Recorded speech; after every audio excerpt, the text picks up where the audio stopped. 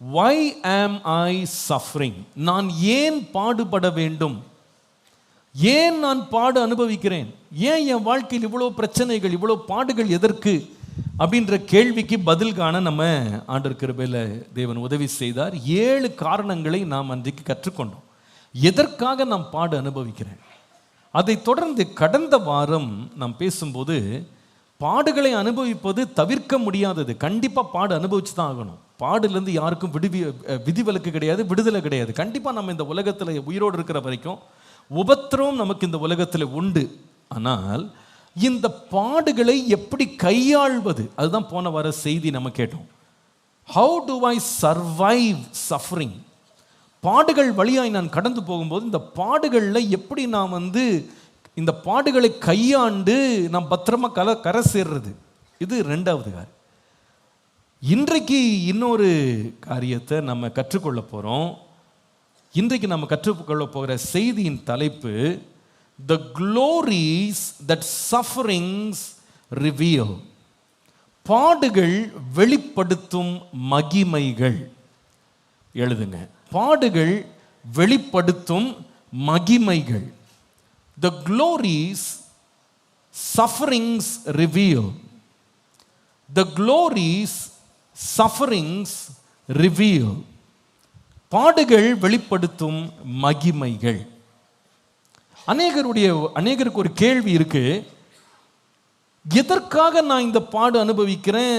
இந்த பாடுகளுக்கு பின்னால என்ன நோக்கம் இருக்கு? ஏதாவது காரணம் இருக்கா? Is there a reason behind all this suffering? இவ்வளோ பிரச்சனைக்குள்ள நான் போறதுக்கு பின்னால் ஏதாவது காரணம் இருக்கா? சில பேருடைய கேள்வி, ஏன் நான் மட்டும் இந்த பாடு அனுபவிக்கிறேன்? சில பேருக்கு ஒரு கேள்வி, என் குடும்பத்தில் நான் தான் ரொம்ப கஷ்டப்படுறேன், எல்லாருமே நல்லா இருக்காங்க, நான் மட்டும் ஏன் கஷ்டப்படுறேன்? என் கிளாஸில் எல்லாருமே பாஸ் ஆகுறாங்க, நான் மட்டும் ஏன் ஃபெயில் ஆகுறேன்? எல்லாருமே புத்தி கூர்மையாக இருக்காங்க, நான் மட்டும் ஏன் இப்படி நான் பின்தங்கி நிற்கிறேன்? ஏன் என் பிள்ளை இப்படி பின்தங்கி நிற்கிது? ஏன் எங்கள் வாழ்க்கையில் இந்த பாடுகளை நாங்கள் சகிக்கிறோம்? இந்த கேள்விகள் நம்ம எல்லாருக்குமே உண்டு. அநேக வேளையில் இதை பற்றி நம்ம கான்டெம்ப்ளேட் பண்ணியிருக்கோம். Why me? எனக்கு ஏன் இந்த பாடு? எனக்கு ஏன் இந்த உபாதை? எனக்கு ஏன் இந்த வேதனை? எனக்கு ஏன் இந்த பாரம்? யோபு கூட இந்த கேள்வி இருந்ததாக நாம் ஏற்கனவே கவனித்தோம். யோபுவின் புஸ்தகம் 10ஆம் அதிகாரம் 2ஆம் வசனத்தில் யோபு இந்த கேள்வியை சந்தேகமாக ஆண்டவற்றை கேட்கிறாரு. அவர் சொல்லுகிற வார்த்தையை பாருங்க, நீர் எது நிமித்தம் என்னோடே வழக்காடுகிறீர், அதை எனக்கு தெரியப்படுத்தும் என்பேன். நீர் எதுக்காக நீங்க என்ன துன்பப்படுத்துறீங்க? எதற்காக நீங்க என்ன பாடுபடுத்துறீங்க? ஏன் என்னோட வழக்காடுறீங்க? அதை எனக்கு தயவு செய்து தெரியப்படுத்துங்க. அது எனக்கு சொன்னீங்கன்னா எனக்கு கொஞ்சம் ஆறுதலாக இருக்கும். ஏன் இவ்வளோ நான் கஷ்டப்படணும்? ஏன் இவ்வளோ பாடுபடணும்? ஏன் இவ்வளோ நான் போராட்டங்களை என் வாழ்க்கையில் நான் சகிக்கணும்? இது காரணத்தை எனக்கு சொல்லுங்க அப்படின்னு அவர் கேட்குறாரு. ரோமருக்கு எழுதின நிருபம் 8ஆம் அதிகாரம் 18ஆம் வசனத்தில் கர்த்தருடைய ஆவியானவர் நமக்கு வெளிப்படுத்துகிற ஒரு சத்தியத்தை இங்கே பாருங்க. இக்காலத்து பாடுகள் இனி நம்மிடத்தில் வெளிப்படும் மகிமைக்கு ஒப்பிடத்தக்கவைகள் அல்லவென்று எண்ணுகிறேன். எல்லாரும் சேர்ந்து ஒரு முறை வாசிக்கலாம். இக்காலத்து பாடுகள் இனி நம்மிடத்தில் வெளிப்படும் மகிமைக்கு ஒப்பிடத்தக்கவைகள் அல்ல என்று எண்ணுகிறேன். இந்த பிரசன்ட் டைம்ல எனக்கு சஃபரிங் இருக்கு. நான் சொல்றாரு, இந்த சஃபரிங்க்கு ஒரு ரீசன் இருக்கு. இந்த சஃபரிங்ஸ் நமக்குள்ளே வெளிப்பட போகும் தேவனுடைய மகிமைக்கு ஒப்பிடவே முடியாது. அப்போ அவர் என்ன சொல்ல வர்றாருன்னா, இந்த சஃபரிங்ஸ், இந்த எல்லா பாடுகளுக்கு என்ன காரணம் அப்படின்னு கேட்டா, வேதம் போதிக்கிறது, இந்த பாடுகள் வழியாக தேவன் ஏதோ ஒரு மகிமையை அவர் விளங்க பண்ண விரும்புகிறார். அல்லேலூயா. ஏதோ ஒரு மகிமையை அவர் விளங்க பண்ண விரும்புகிறார். இன்றைக்கு இதை குறித்து நம்ம தியானிக்க போகிறோம். வேதத்தை நான் தியானித்த போது, தேவன் நம்மை பாடுகள் வழியாய் கொண்டு செல்லும் போது நமக்குள்ளே தேவன் வெளிப்படுத்த விரும்புகிற 3 மகிமைகளை குறித்து இன்றைக்கு படிக்க போகிறோம். 3 glories that suffering reveal. பாடுகள் வெளிப்படுத்தும் 3 மகிமைகள். பாடுகள் வெளிப்படுத்தும் 3 வகையான மகிமைகள். முதலாவது எழுதுங்க, நம்முடைய பாடுகள் நமக்கு வெளிப்படுத்தும் அல்லது நம்மிலே வெளிப்படுத்தும் முதலாவது மகிமை என்னவென்றால், நம்முடைய தனிப்பட்ட வாழ்வில் வெளிப்படும் மகிமை. எழுதுங்க, நம்முடைய தனிப்பட்ட வாழ்வில் வெளிப்படும் மகிமை. Our sufferings reveal the glory of God. Number one, in our personal life, நம்முடைய தனிப்பட்ட வாழ்வில் வெளிப்படும் தேவனுடைய மகிமை. கிறிஸ்துவின் பரிசுத்த நாமத்திற்கு மகிமை உண்டாவதாக. யாக்கோபு எழுதின நிருபம் 1 அதிகாரம் 4 வசனத்தை ஒரு முறை வாசித்து விட்டு நான் சொல்ல விரும்புகிற கருத்தை நான் விளக்க விரும்புகிறேன். யாக்கோபு 1:4, நீங்கள் ஒன்றிலும் குறைவுள்ளவர்களாய் இராமல் பூரணராயும் நிறைவுள்ளவர்களாயும் இருக்கும்படி பொறுமையானது பூரண கிரியை செய்ய கடவது. நீங்கள் ஒன்றிலும் குறைவுள்ளவர்களாய் இராமல் பூரணராயும் நிறைவுள்ளவர்களாய் இருக்கும்படி பொறுமையானது பூரண கிரியையை செய்ய கடவது என்று வாசிக்கிறோம். இந்த பொறுமை எதனாலே வருகிறது என்றால், அது கொஞ்சம் முந்தின வசனம் படித்தீங்கன்னா 22ஆம் வசனம் பாருங்க. நீங்கள் பலவிதமான சோதனைகளில் அகப்படும் போது உங்கள் விசுவாசத்தின் பரீட்சையானது பொறுமையை உண்டாக்கும் என்று அறிந்து அதை மிகுந்த சந்தோஷமாக. அப்போ இந்த பொறுமை எதனால வந்ததுன்னு கேட்டால், நீங்கள் அனுபவித்த பலவிதமான சோதனைகள், நீங்கள் கடந்து போன போராட்டங்கள், பாடுகள் தான் உங்களுக்குள்ள பொறுமையை உண்டாக்கிடுச்சுன்னு சொல்றாரு. நல்ல கவனிங்க, தேவன் இந்த பாடுகள் வழியாக நமக்குள்ளே ஒரு மகிமையை வெளிப்படுத்த விரும்புகிறார். அந்த மகிமை முதலாவது எதை சார்ந்ததுன்னு கேட்டால், நம்முடைய தனிப்பட்ட வாழ்க்கையை சார்ந்தது. It is about our personal life. God wants to do something in our hearts. இந்த வலி வரும்போது தான் பாருங்க, இந்த வேதனை வரும்போது தான் நமக்குள்ளே இருக்கிற பிரச்சனைகளை நம்ம வெளியே எடுக்க முடியும். நிறைய வேளையில் ஒரு டாக்டர் கூட நமக்குள்ள உருவாகிட்டு இருக்க சில பிரச்சனைகளை அவர் கண்ணால் பார்த்தா கண்டுபிடிக்க முடியாது, கை வச்சு தொட்டு பார்த்தா கூட கண்டுபிடிக்க முடியாது.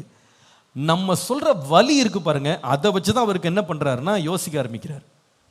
எனக்கு உள் வயிற்றுல வலிக்குதுங்க, அடி வயிற்றுல வலிக்குது அப்படின்றாரு. சொன்ன உடனே அவருக்கு தொட்டு பார்க்குறாரு, அல்லது அவர் சில கேள்விகள் கேட்குறாரு. கேட்டு சில தடவை இவ்வளோதான், இந்த பிரச்சனை தான், கேஸ்ட்ரிக்காக இருக்கும் இதாகனு சொல்லிட்டு அவர் ஒரு மாத்திரை கொடுத்து அனுப்புகிறார். ஆனால் நீங்கள் திருப்பி வர்றீங்க, ஐயோ வலி தாங்க முடியல, வலி குறையல அப்படின்னு. உடனே அவர் என்ன சொல்கிறாருன்னு, இப்போ ஸ்கேன் எடுத்துருவாங்க. அங்கே ஸ்கேன் எடுத்து பார்த்தா தெரியும், அங்கே ஒரு அப்பெண்டிசைட்டிஸ் ஒன்று இருக்கும். சில பேருக்கு ஒரு கிட்னி இஷ்யூ இருக்கும், ஒரு கிட்னி ஸ்டோன் இருக்கும். இந்த வலி தான் என்ன பண்ணுச்சுன்னா உள்ளே இருக்கிற பிரச்சனையை வெளியே கொண்டு வந்தது. இந்த வலி மட்டும் இல்லைன்னா உள்ளே இருக்கிற வியாதியை நாம் ஒழுங்காக நம்ம ட்ரீட் பண்ணாமலே கடைசி செத்து கூட போகலாம்.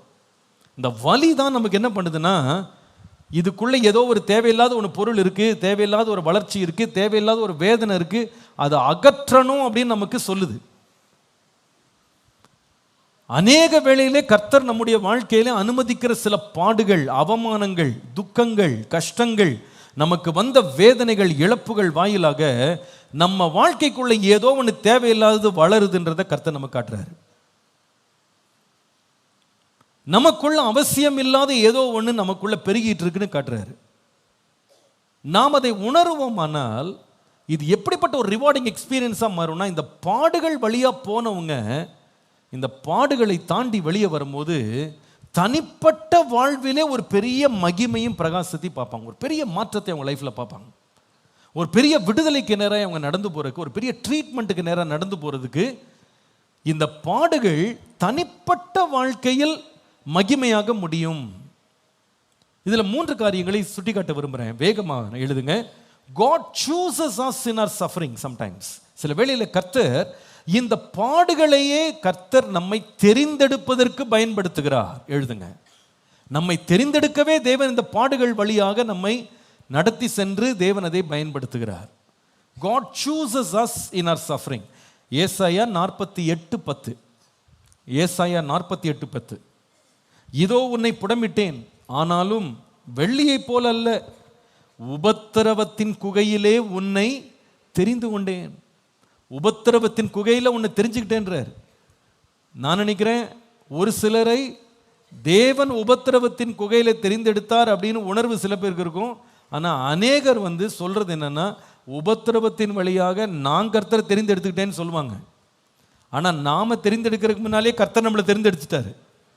நிறைய பேர் நீங்கள் உங்கள் சாட்சியில் திரும்பி ரிவர்ஸ் பண்ணி படிச்சிங்கன்னா பார்த்தீங்கன்னா உங்களுக்கு தெரியும், இந்த போராட்டம், இந்த பிரச்சனை, இந்த பாடு என் லைஃப்பில் வரலன்னா இன்றைக்கி நான் அந்த சர்ச்சில் உட்காந்துருக்க மாட்டேன், நான் ஆண்டவருடைய பிள்ளையாக இருக்க மாட்டேன், நான் ரட்சிக்கப்பட்டிருக்க மாட்டேன். இந்த ரட்சிப்புக்கு எங்களை கொண்டு வந்ததே என்னன்னு சொன்னால் பாடுதான்.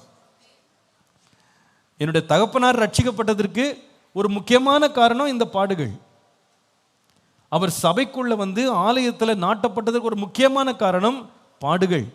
அப்பாவுடைய சாட்சியில் நீங்கள் கேட்டிருப்பீங்க, அப்பா வந்து அவங்க வாலிப வயதில் வளர்ந்து வரும்போது வறுமை தாண்டவம் ஆடியது, பசி கொடுமை தாங்கலை, கையில் பணம் கிடையாது. அப்போ யாரோ சொன்னாங்களாம், அங்கே புருஷவாக்கத்தில் சுந்தரமையான்னு ஒருத்தர் இருக்கிறாரு, அவர்கிட்ட போனீங்கன்னா உங்கள் பொண்ணு உங்கள் தங்கச்சிங்களுக்கெல்லாம் கல்யாணம் பண்ணி வைப்பாருன்னு சொன்னாங்களாம். அதுக்காக வந்திருக்கிறார் இந்த சர்ச்சுக்கு. ஆனால் கர்த்தருடைய திட்டம் வேற விதமாக இருந்தது. இந்த பாதையில் கர்த்தர் அவரை பைபாஸ் பண்ணி அவரை ஆண்டவர் அந்த இடத்துக்கு கொண்டு வந்து அந்த இடத்துல தேவன் அவரை ஊழியக்காரனாக உருவாக்க தேவன் சித்தம் கொண்டிருந்தார். ஹல்லேலூயா.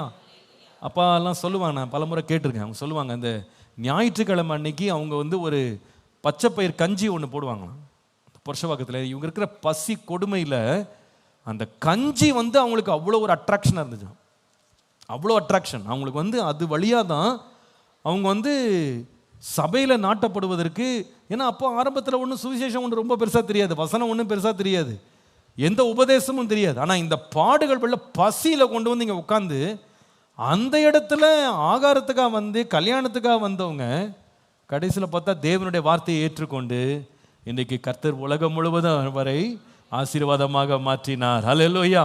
ஸோ முதலாவது, God chooses us in our suffering. அப்படி ஒரு மகிமையை கர்த்தர் நமக்கு வெளிப்படுத்த வல்லவர். ரெண்டாவது எழுதுங்க, God coaches us in our suffering. God coaches us. தேவன் பாடுகளின் நடுவிலே நம்மை பயிற்றுவிக்கிறார். எழுதுங்க, பயிற்றுவிக்கிறார், பயிற்சி தர்றார். பாடுகள் மூலமாக பயிற்சியை தருகிறார். 119 சங்கீதம் 71 வசனம். 119 சங்கீதம் 71 வசனம். நான் உபத்திரவப்பட்டது எனக்கு நல்லது, அதனாலே உம்முடைய பிரமாணங்களை கற்றுக்கொள்ளுகிறேன் என்று சொல்றார். எப்படி இதெல்லாம் கற்றுக்கிட்டேன், பிரமாணங்களை எப்படி கற்றுக்கிட்டேன்னா உபத்திரவப்பட்டதுனால தான் கற்றுக்கிட்டேன், பாடுபட்டதுனால தான் கற்றுக்கிட்டேன், வேதனை வழியாக போனதுனால கர்த்தருடைய நிறைய பிரமாணங்களை கற்றுக்கொண்டேன். ஒரு ஆமீன் சொல்லுங்கள். அப்போ உபத்திரம் நல்லது தான், அது ஒரு மகிமை நமக்குள்ள உண்டாக்குது. மூன்றாவது எழுதுங்க, God cleanses us in our suffering. தேவன் இந்த உபத்திரத்தின் வழியாய் போகிறவர்களை சுத்திகரிக்கிறார். எழுதுங்க, தேவன் உபத்திரவத்தின் வழியாய் போகிறவர்களை சுத்திகரிக்கிறார். உபத்திரவத்தையே சுத்திகரிப்பின் ஒரு கருவியாக பயன்படுத்துகிறார். இதற்கு ஆதாரமாய் நீங்க எழுதி கொள்ள வேண்டிய வேத வாக்கியம் 2 கொரிந்தியர் 12 அதிகாரம் 7 முதல் 9 வசனங்கள். 2 கொரிந்தியர் 12 7 முதல் 9. இதில் இந்த சம்பவத்தை மாத்திரம் சொல்றேன், நமக்கு எல்லாருக்கும் தெரியும். அப்போஸ்தலனாகிய பவுல் வந்து அவருடைய மாம்சத்தில் ஒரு முள் கொடுக்கப்பட்டதாக, அது விலக வேண்டும் என்று 3 முறை ஜெபம் பண்ணதா சொல்றாரு. ஆனால் ஆண்டவர் எப்படி பதிலளிக்கிறார் சொன்னா, முள்ளை எடுக்க மாட்டேன், என் கிருபை உனக்கு போதும், உன் பலவீனத்தில் என் பலன் பூரணமாய் விளங்கும். எப்போ சொல்றாரு, இந்த உபத்திரவம் எனக்கு எதுக்கு வந்துச்சுன்னு சொன்னா, எனக்கு வெளிப்படுத்தப்பட்ட வெளிப்பாடுகளால எனக்கு பெருமை உண்டாகாதபடிக்கு, மேட்டிமை உண்டாகாதபடிக்கு தான் கர்த்தர் இந்த பாடுகளை கொடுத்தார். அப்போ இந்த உபத்திரமே என்ன செய்ததுன்னா, அவருக்குள்ள இருந்த கொஞ்சம் நெஞ்சம் பெருமை என்ன பண்ணிருச்சு, டோட்டலாக வாஷ் அவுட் பண்ணிடுச்சு. சில வேளையில் பாருங்க, இந்த டாய்லெட்லாம் கழுவுறதுக்கு, பாத்ரூம்ஸ் கழுவுறதுக்கு ஆசிட் வச்சுருப்பாங்க, ரொம்ப ஸ்ட்ராங்காக இருக்கும். அதை ஊற்றுனீங்கன்னா அத்தனை கரை என்ன ஆகிடும், நாள்பட்ட கரை கூட என்ன பண்ணிடும், மொத்தமாக தர பல பல பல பலன்னு ஆகிடும். நிறைய வேளையில் இந்த உபத்திரவங்கள் அநேகரை பரிசுத்தப்படுத்தியிருக்கு, அவங்கள ஒரு தூய்மை உள்ள இருதயம் உள்ளவர்களாய் மாற்றி இருக்கு, நல்ல குணம் உள்ளவர்களாய் அவர்களை மாற்றி இருக்கிறது. இந்த உபத்திரவங்கள் நிறைய நன்மை சில பேருக்கு செஞ்சிருக்கு. பாருங்க, நீங்க கவனிச்சு பாருங்களேன், நம்ம வந்து நிறைய பேர் கவனிச்சிருக்கேன், அவங்க ஒரு முறை வந்து ஒரு பாடு வழியா, ஒரு குறைவு வழியா, ஒரு பிரச்சனை வழியா போயிட்டு வந்தவங்க குணமே வேற மாதிரி மாறி இருக்கு, ரொம்ப சுத்திகரிக்கப்பட்டிருக்காங்க. அவங்க அது வரைக்கும் வந்து தங்களை பற்றியே கவலைப்பட்டு, தங்களை பற்றியே யோசித்துக்கிட்டு, தங்களுக்காகவே வாழ்ந்த மக்கள் நிறைய பேர் வந்து பிறர் நலம் கருதுகிறவர்களாக மாறியிருக்காங்க. சமீபத்தில் ஒரு சகோதரி எழுதின ஒரு டெக்ஸ்ட் என்னுடைய இருதயத்தை தொட்டது.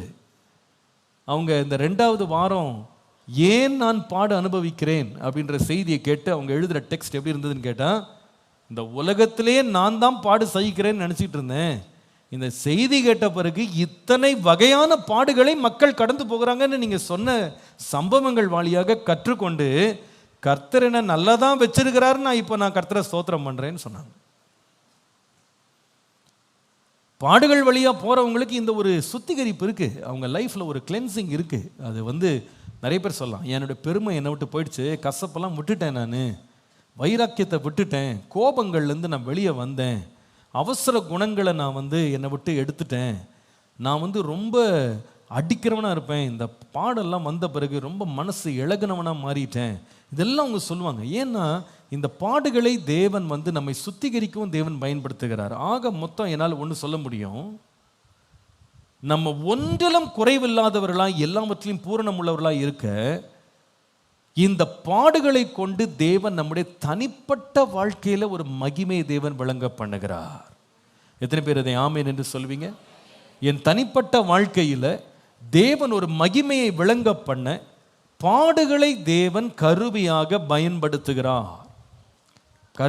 தேவன் பயன்படுத்துகிறார். கர்த்தருடைய பரிசுத்த நாமத்திற்கு மகிமை உண்டாவதாக. அப்போ இந்த பாடுகளை, இந்த இடம் தான் நீ உட்காரணும், இதுதான் உன் இடம், அது வீடியோ இடம், இங்கே உட்காருங்க, எனக்கு சொல்லும் போதெல்லாம் நீங்கள் வாசிக்கணும். அப்போது இந்த பாடுகள் நம்முடைய வாழ்க்கையில் இது என்ன செய்யுதுன்னா, நமக்குள்ள ஒரு கிரியையை நமக்குள்ள என்ன பண்ணுது, நிறைவேற்று. ஒரு பாடல் ஒரு கண் குருடான ஒரு மனுஷன் பாடின ஒரு பாட்டு தெரியுமா உங்களுக்கு? கடந்த வாரம் அவங்கள சந்திக்கிறதுக்கும் நேர்ந்தது, எனக்கு ரொம்ப என்னை தொட்டது. அந்த பாட்டு நமக்கு தெரியும், எனக்கு யார் உண்டு கலங்கின நேருக்கு அப்படின்னு நினச்சி கலங்கினேன், ஆனால் அந்த இடத்துல தான் என்னை உடைச்சு, என்னை உருவாக்கி, என்னை பிரித்து, எனக்கு நன்மை செய்து, எனக்குள்ள ஒரு மகிமையை நீங்கள் என்ன செய்திருக்கிறீங்க, நீங்கள் விளங்க பண்ணினதற்காக ஆண்டவரே உமக்கு கரங்களை உயர்த்தி ஆண்டவரை ஸ்தோத்திரம் பண்ணுவோமா? ஏசப்பா உமக்கு ஸ்தோத்திரம், ஏசப்பா உமக்கு ஸ்தோத்திரம். எங்களுக்கு நீர் கொடுத்த உம்முடைய மகிமைக்காக, வெளிப்படுத்தின மகிமைக்காக உமக்கு அல்லேலூயா. கர்த்தர் நல்லவர். 2வது எழுதுங்க, எதற்காக இந்த பாடுகள், இந்த பாடுகள் உண்டாக்கும் மகிமை என்ன? எழுதுங்க. Our sufferings reveal the glory of God among the people. நம்முடைய பாடுகள் வெளிப்படுத்தும் மகிமை ஜனங்கள் நடுவிலே, ஜனங்கள் நடுவில். எழுதுங்க.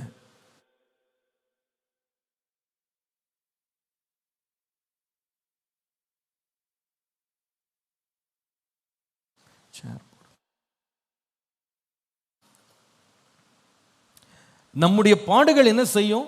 ஒரு மகிமை வெளிப்படுத்தும். எங்க வெளிப்படுத்தும்னா, முதலாவது நமக்குள்ள, நம்மிலே வெளிப்படும், பர்சனல் லைஃப். 2வது ஜனங்கள் நடுவில். எல்லாரும் சொல்லுங்க, ஜனங்கள் நடுவில். பிலிப்பியர் 1ஆம் அதிகாரம் 12ஆம் வசனத்திலிருந்து பாருங்க. பிலிப்பியர் 1:12 அவர் சொல்லுகிறார், எனக்கு சம்பவித்தவைகள் சுவிசேஷம் பிரபல்யம் ஆகும்படி ஏதுவாயிற்று என்று நீங்கள் அறிய மனதாயிருக்கிறேன். அரண்மனை எங்கும் உள்ளவர்களுக்கும் மற்ற யாவருக்கும் என் கட்டுகள் கிறிஸ்துவுக்குள்ளான கட்டுகள் என்று வெளியரங்கமாகி, சகோதரரில் அநேகர் என் கட்டுகளாலே கிறிஸ்துவுக்குள் திடன் கொண்டு பயம் இல்லாமல் திருவசனத்தை சொல்லும்படி அதிகமாய் துணிந்திருக்கிறார்கள். எனக்கு சம்பவித்தது. இந்த பிலிப்பியருக்கு எழுதின நிருபம் அவர் ஒரு சிறைச்சாலையில் உட்காந்து எழுதினார். இந்த சிறைச்சாலையில் உட்காந்து எழுதின இந்த நிருபம் சொல்றாரு, நான் ரொம்ப பாடு நடுவில் தான் உட்காந்து எழுதினேன், பாடுபட்டேன், இயேசுக்காக ரொம்ப பாடு சகிச்சேன், ரொம்ப உபத்திரவப்பட்டேன். ஆனால் இந்த உபத்திரவம் என்ன செய்ததுன்னா, சுவிசேஷம் பிரபல்யம் ஆவதற்கு அது பயனுள்ளதாய் மாறினது. சுவிசேஷம் என் வாழ்க்கையின் பாடுகள் மூலமாக என்ன செய்ததுன்னா பிரபல்யமானது, அது பிரசித்தப்பட்டது.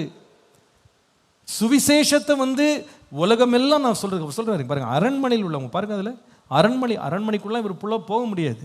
ஆனால் அரண்மனை உள்ளவர்கள் கூட மற்ற யாவர்களும் என் கட்டுகள் கிறிஸ்துவங்களான கட்டுகள்னு வெளியரங்கமாச்சு. அப்போ அவங்க தான் எதுக்கு இவர் ஜெயிலில் இருக்கிறாரு, எதுக்கு இவர் பாடுபட்டாரு, எதுக்கு இவர் கஷ்டப்படுறாருன்னு சொல்லி இவர் ஜெயிலுக்குள்ள இருக்கிறதையே செய்தியாக கேள்விப்பட்டு, ஏன் இவர் செய்த கிரைம் என்னன்னு கேட்டால் அவர் சொல்றாரு, நான் எந்த யாருக்கும் கொலை பண்ணலை, நான் திருடலை, நான் எந்த தேச துரோகமும் பண்ணல, இயேசு கிறிஸ்துன்னு ஒருத்தரை பற்றி நான் சொன்னேன் அப்படின்னு இவர் சொல்ல, இயேசு கிறிஸ்து அவர் யாருங்க அவரு அப்படின்னு கேட்க, உங்களுக்கு சொல்றேன் யார் இயேசு.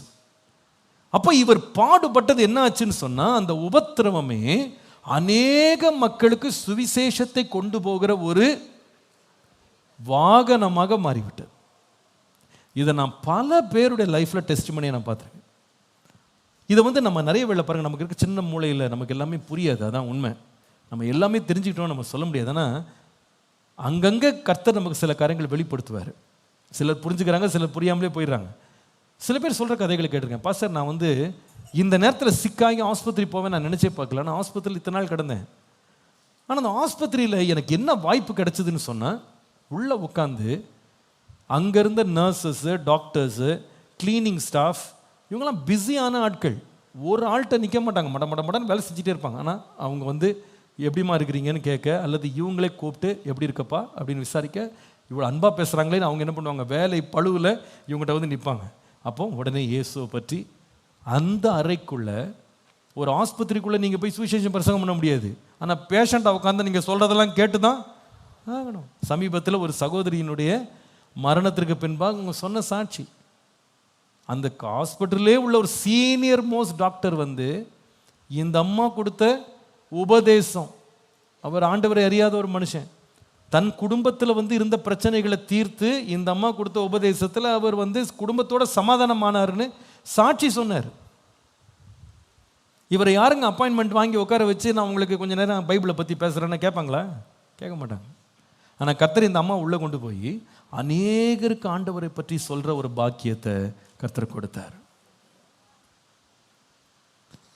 கடந்த வாரம் இந்த பிரிசனர்ஸ் இருக்காங்க பாருங்கள், இந்த கைதிகள், அவங்க குடும்பங்களோட கூட்டம் நடந்தது. ரொம்ப கண்ணீர் விட வைக்கிற கதைகள், பயங்கரமான மனதை உருக்குகிற கதைகள். அதில் ஒரு மனிதர் வந்திருக்கிறார், ஒரு தேவ மனுஷன். அவர் இப்போ பாஸ்டராக இருக்கிறார். அவர் ஏதோ ஒரு பங்காளி பிரச்சனை ஆகிட்டு ஒரு கொலை விழுந்துருச்சு, ஒருத்தர் இறந்துட்டார். அதில் இவரை கேஸில் உள்ளே கொண்டு போயிட்டாங்க. இவர் நேரடியான தொடர்பு இல்லை, பட் உள்ளே கொண்டு போயிட்டாங்க. ஆயுள் கைதியாக மாறிட்டார். 15 இயர்ஸ் உள்ளே அடைச்சி வச்சுட்டாங்க, 15 வருஷம். அவர் சொல்கிறார், நான் பட்ட பாடுகள் கொஞ்சம் அல்ல, சரியான ட்ரெஸ்ஸு கிடையாது, சாப்பாடு கிடையாது, ரொம்ப மனுஷன் ரொம்ப ஒடுங்கி போய் நிறைய கெட்ட பழக்கங்கள்லாம் இருந்தது. உள்ளே போனால் வெறும் பீடி மட்டும்தான் அவருக்கு கொடுத்தாங்களாம். அதுதான் காசு கொடுத்து வாங்கி பீடி பிடிச்சிட்டு உட்காந்துருக்கு. அப்போது அவர் சொல்கிறார், ரொம்ப ஒரு பைத்தியத்தை போல் மாறி தாடியை வளர்த்து பீடி குடிப்பேன், சாப்பிடுவேன், அப்படியே அழுதுகிட்டே இருப்பேன். நான் அப்படி மாறிட்டேனே, இப்படி இருந்துட்டேனே, என்னை இப்படி காட்டி கொடுத்துட்டானுங்களே, என்னை இப்படி கொண்டு போய் உள்ளே வச்சுட்டானுங்களேன்னு, ஏன்னா நான் செய்யாத தப்பு கொண்டு போய் உள்ளே வச்சுட்டாங்கன்னு சொல்லி அவர் கதறி அழுதுகிட்டே இருந்தார். அழுது அப்படி அப்படியே படுத்துக்கிட்டு வரான். உள்ளே இருந்த ஒரு 5 சகோதரர்கள், அவங்க அனுதினமும் ஜெபம் பண்ணுவாங்களாம். அவங்களும் ஏதோ ஒரு பொய் கேஸில் உள்ளே போயிருக்காங்க. அவங்க 5 பேரும் சேர்ந்து ஜெபம் பண்ணுவாங்களாம். இந்த ஆள் டெய்லி அழுகிறத பார்த்து கூப்பிட்டு, ஏன்பா அழுகிற, என்ன உனக்கு பிரச்சனைன்னு உடனே இவர் சொல்லியிருக்கிறார், இந்த மாதிரி எனக்கு மாட்டிக்கிட்டேன், நான் என்னை ஆயுள் கைதியாக மாற்றிட்டாங்க.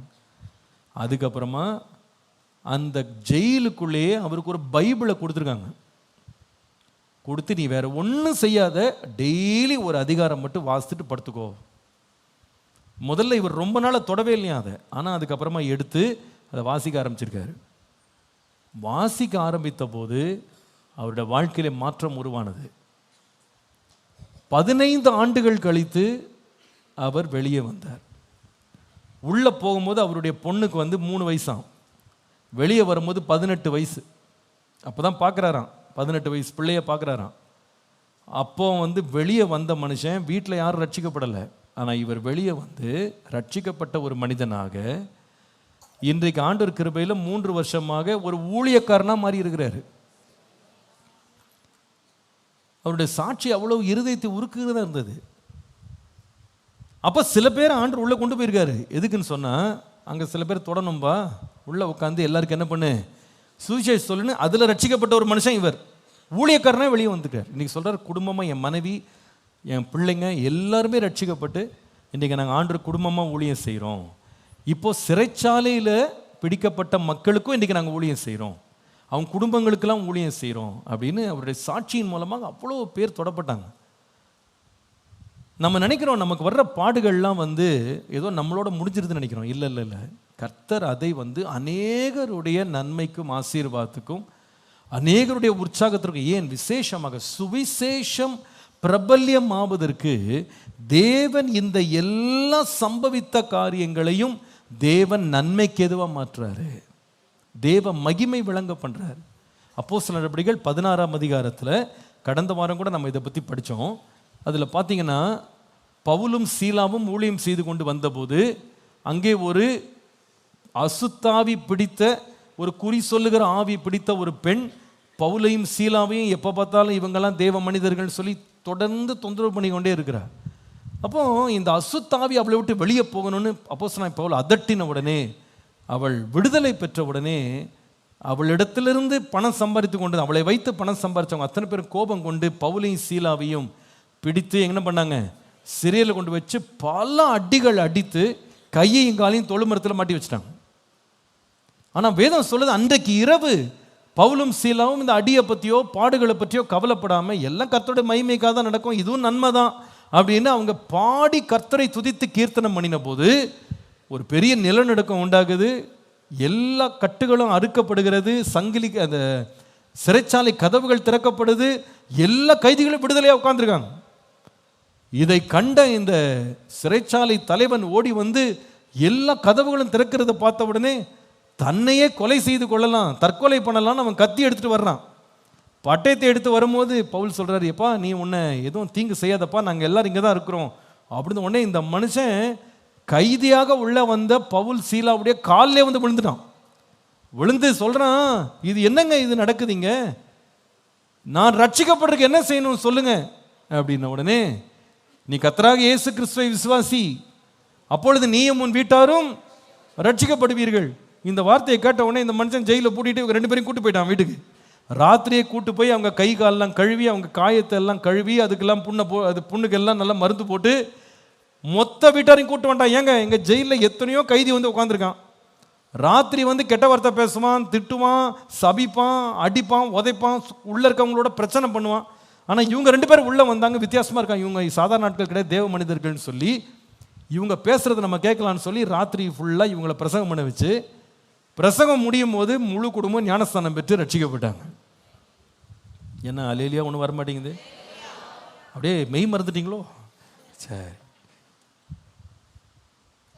அப்போ இந்த பவுலும் சீலாவும் இந்த பாடு அனுபவிச்சது எதுக்குன்னு கேட்டால், இதன் வாயிலாக ஒரு ரோம போர் சேவகனுடைய குடும்பம் முழுவதும் என்ன செய்யணும், நிறைய வழியில் நம்ம எதுக்கு பாடு அனுபவிக்கிறோம் நமக்கு தெரியலைங்க.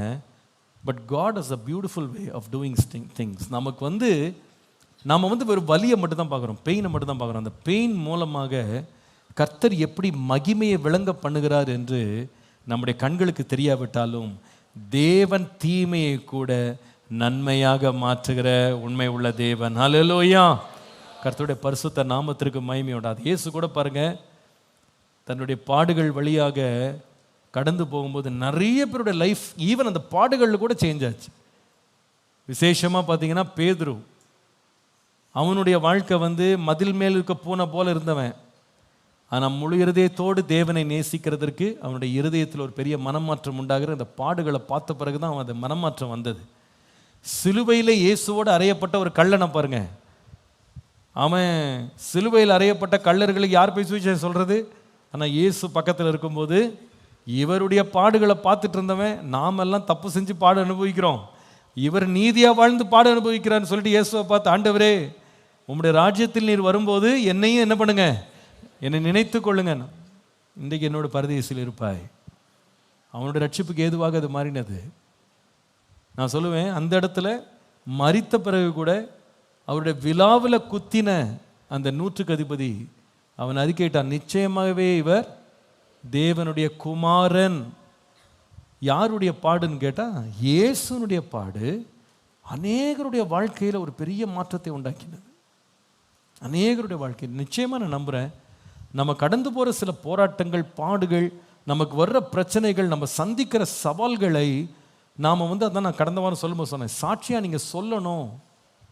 நீங்கள் அமைதியாக உங்களுக்குள்ள அடக்கி வைக்கக்கூடாது, நீங்கள் சொல்லுங்க. அப்போ அநேகர் என்ன செய்யப்படுவாங்கன்னா ஊக்குவிக்கப்படுவாங்க, அநேகர் பலப்படுவாங்க, அநேகர் கர்த்தருக்குள்ள வருவாங்க, அநேகர் விசுவாசம் உள்ளவர்களாக மாறுவாங்க. கர்த்தர் எனக்கு செய்ததை நான் என்ன செய்வேன், சபை நடுவே எல்லாருக்குமா பிரசித்தம் பண்ணுவேன். ஒரு ஆமீன் சொல்லுங்கள். ஒருவேளை நம்ம சொல்ற சுவிசேஷத்தை கூட நிறைய பேர் வந்து கேள்வி கேட்டு பரிகாசம் பண்ணி எதிர்த்து பேசி என்னென்னமோ பண்ணலாம், ஆனால் சாட்சியை யாரும் எதிர்க்கவே முடியாது. இது என் வாழ்க்கையில் நடந்துச்சுங்க, இது கர்த்தர் எனக்கு இதை செய்தார், கர்த்தர் எனக்கு இப்படி ஜீவன் கொடுத்தார், கர்த்தர் என்னை சுகமாக்கினார், கர்த்தர் என்னை விடுதலையாக்கினார், கர்த்தர் என்னை உயர்த்தினார், கர்த்தர் என்னை தப்பு வைத்தார், கர்த்தர் என்னை மேன்மைப்படுத்தினான்னு சொன்னால் ஏதாவது கேள்வி கேட்க முடியுமா? ஒன்றும் கேட்க முடியாது. ஏன்னா அது நடந்தது, உங்களுடைய கதை, உங்களுடைய ஸ்டோரி. நான் உங்களுக்கு சொல்கிறேன், நிறைய பேர் எப்படி சுவிசேஷம் சொல்கிறதுன்னு தெரியாமல் அப்படியே தத்தளிக்கிறீங்க. கர்த்தர் உங்கள் வாழ்க்கையில் அனுமதித்த பாடுகளில் நீங்கள் எப்படி சகிச்சு வெளியே வந்தீங்க, எப்படி நீங்கள் பாடங்களை கற்றுக்கணும், அது சொல்லி பாருங்களேன். அநேகருக்கு அது ஒரு உணர்வாக, ஒரு உணர்த்துதலாக, சுவிசேஷம் பிரபல்யமாவதற்கு ஒரு பாதையாக அது அமையும். அல்லேலூயா. அப்போ எப்படி மகிமை வெளிப்படும்? முதலாவது, நமக்குள்ள தனிப்பட்ட வாழ்க்கையில் நம்முடைய பாடுகள் வழியாக தேவ மகிமை வெளிப்படும்.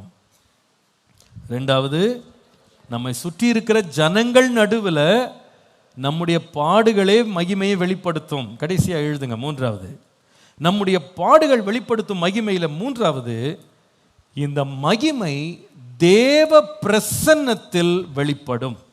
எழுதுங்க.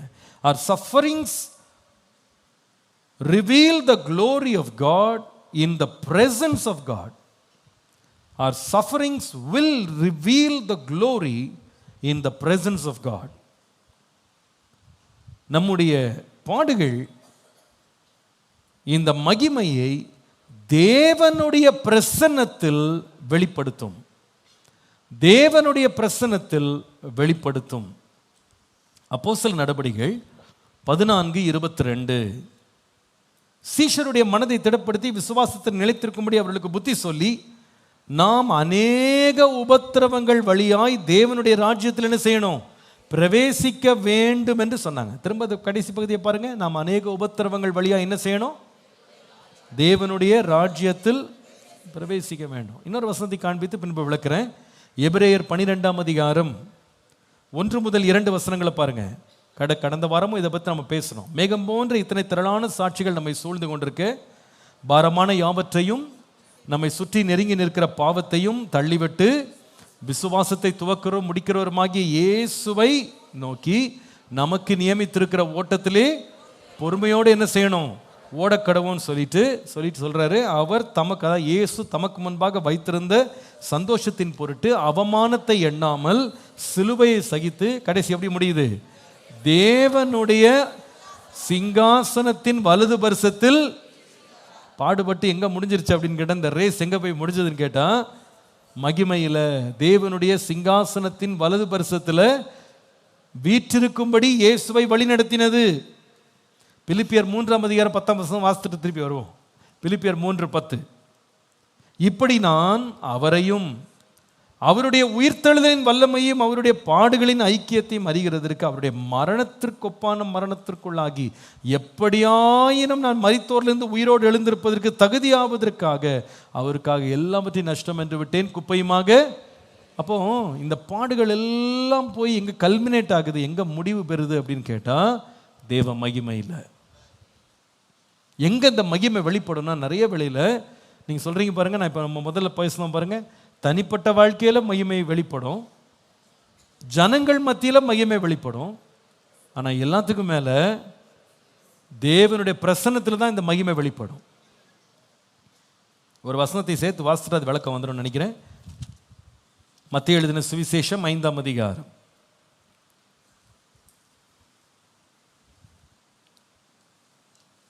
11-12 வசனங்களை பாருங்க. 11 and 12. என் நிமித்தம் உங்களை நிந்தித்து துன்பப்படுத்தி பலவித தீமையான மொழிகளையும் உங்கள் பேரில் பொய்யாய் சொல்வார்களானால் பாக்கியவான்களாய் இருப்பீர்கள். சொல்லிட்டு என்ன சொல்றாரு, சந்தோஷப்பட்டு களி கூறுங்க. எங்க எங்க பரலோகத்தில் உங்கள் பலன். சொல்லிட்டு சொல்றாரு, உங்களுக்கு முன்னால் இருந்த தீர்க்கதரிசிகளை கூட இப்படிதான் துன்பப்படுத்தினாங்க, ஆனால் உங்க பரலோகத்தில் பலன் ரொம்ப மிகுதியா இருக்கு. அநேக வழியில் நாம் இந்த உலகத்தில் படுகிற பாடுகளுடைய மகிமை இங்கே தெரியாது, ஆனால் எங்கே தெரியும்னு கேட்டால் பரலோகத்தில் வெளிப்படும். ஹல்லேலூயா. சமீபத்தில் இந்தியாவில் வந்து பெண்கள் அணி வந்து முதல் முறையாக அவங்க வந்து அந்த கிரிக்கெட் அணி, பெண்களுடைய கிரிக்கெட் அணி வந்து முதல் முறையாக அவங்க வந்து உலக கோப்பையே ஜெயித்தாங்க இல்லையா? அவங்க விளையாடும் போது அவங்க படங்களை பார்த்தீங்களா? நான் கிரிக்கெட் ஃபேன் கிடையாது, பட் ஃபோட்டோஸ் பார்த்தது தான். அந்த ஃபோட்டோவில் பார்த்தீங்கன்னா அந்த விளையாடி முடித்த பிள்ளைங்க எல்லாரும் வேர்த்து விறுவிறுத்து, ஆளுங்க முகம்லாம் பார்த்தீங்கன்னா அவ்வளோ டயர்டாக எக்ஸாஸ்டடாக இருக்காங்க. அவங்களுக்கு எந்த பலனுமே இல்லை, சத்துவம் கிடையாது. அவ்வளோ ஓடி ஆடி விளையாடி அவ்வளோ டயர்டாகிட்டாங்க. தொண்டையெல்லாம் வறண்டு போயிருக்கும், கை காலெலாம் விட்டு போன மாதிரி இருக்கும். எல்லாம் முடித்தாங்க. ஆனால் ஒரு நாள் அவளுக்கு ஒரு ராஜ பவனியோடு அவங்களுக்கு ஒரு வரவேற்பு கொடுக்கப்பட்டது. எங்கன்னு கேட்டால் தேசத்தினுடைய தலைமை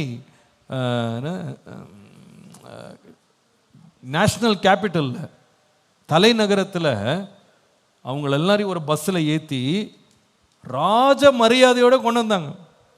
கொண்டு வந்து தேசத்தின் பிரதம மந்திரியை சந்திக்கிறாங்க, தேசத்தின் ஜனாதிபதியை சந்திக்கிறாங்க, பரிசுகளை பெறுறாங்க. ஐயோ, அந்த இடத்துல பார்த்தீங்கன்னா அவங்க அழகாக ட்ரெஸ் பண்ணி அவங்களுக்கு வேண்டிய பரிசுகள், பணப்பரிசு என்னென்னலாம் கிடைக்குதுங்க. இன்றைக்கு அவங்களுக்கு பார்த்தீங்கன்னா ஸ்பான்சர்ஷிப்பில் எல்லாருமே கோடீஸ்வரெல்லாம் மாறிட்டாங்க. ஆனால் இதுக்கு என்ன பண்ண வேண்டியிருச்சு? பாடு. அந்த இடத்துல கிரவுண்டில் பிரைம் மினிஸ்டர் வரப்போகிறது இல்லை, பிரசிடென்ட் வரப்போகிறது இல்லை. ஆனால் இவங்கள ஒரு நாள் போய் சேருவாங்க. இதெல்லாம் முடித்தா ஒரு நாள் வாகனம் வரும், ஏற்றிட்டு போய் ஒரு பிரம்மாண்டமான இடத்துல நிற்க வச்சு உலகமே பார்க்குறபடி அவங்க படங்கள் வெளியிடப்படும். நிச்சயமாக நான் சொல்கிறேன், இங்கே நம்ம படுற பாடுகளுக்கு ஒரு நாள் ஒரு பரிசளிப்பு விழா கர்த்தர் ஆயத்தம் பண்ணி இருக்கிறார். அது எங்கே அப்படின்னு கேட்டால் இங்கே இல்லை, எங்கே சொல்லுங்க? மகிமையில் போகும்போது தான் நம்ம பட்ட பாடுகளுடைய முடிவு வெளியரங்கமாகும். இதை விசுவாசித்தவர்கள் பாக்கியவான்கள். இந்த பாடுகளை பற்றி வேதம் சொல்லுது, இது நெடுநாள் பாடு கிடையாது, கொஞ்ச காலம். கொஞ்ச காலம் நம்ம பாட அனுபவிக்கிறது நித்திய மகிமைக்காக தேவன் மாற்றி நன்மையாக திருப்புவார். விசுவாசிக்கிறீங்களா? அதை ஆண்டவரே, பாடுகள் எனக்கு ஏன், என்ன செய்யும் எனக்குள்ள அப்படின்னு கேட்டீங்கன்னா, மகிமை. இக்காலத்து பாடுகள் இனி நம்மிடத்தில் வெளிப்படும் மகிமைக்கு ஒப்பிடத்தக்கவைகள். ஆண்டவரே, அந்த மகிமை வெளிப்படட்டும் எனக்குள்ளன்னு கேட்போம்.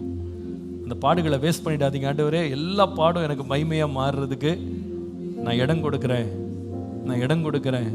மகிமையாக மாறட்டும், மகிமையாக மாறட்டும். உங்களுடைய ராஜ்யத்தில் வந்து நிற்கும்போது எனக்கு மகிழ்ச்சியின் கிரீடமாக அது மாறட்டும். உமக்கு முன்பாக மகிழ்ந்திருக்கிற பாக்கியத்தை நான் அடைவதற்கு நான் ஓடுவேன் ஆண்டவரே, கடைசி வரைக்கும் ஆண்டவரே ஓடுவேன். ஹல்லேலூயா.